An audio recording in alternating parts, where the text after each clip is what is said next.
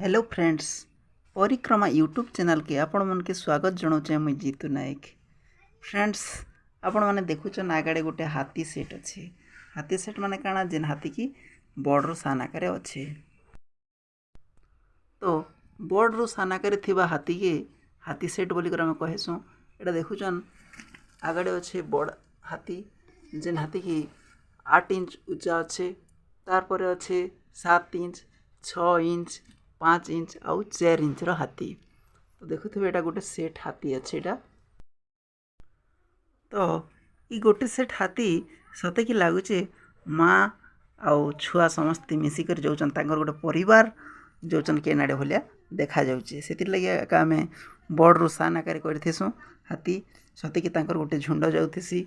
आउ सेटा कि आपण मैंने घरे नहीं रखबे बेले आउ बहुत भल देखा जासी। खास करी हाथी सेट जेन तैयारी करा जैसी घर सजेवाई एका। तो समस्त लोग नेसन हाथी के एटा आम लक्ष्मी बोलिकर मानसुँ, से हिसाब से भी नेसन आउ घर सजेवाई भी नेसन।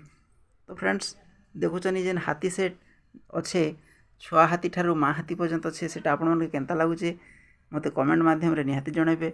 आउ मोर समस्त काठ मूर्ति सब देखबार लगे मोर चैनल के सब्सक्राइब करेंगे जदि सब्सक्राइब नहीं करवार ताहले। तो फ्रेंड्स मोर चैनल माध्यम रे आपण माने तो अनेक मोर बनै थिबा मूर्ति सब देखि पारबे।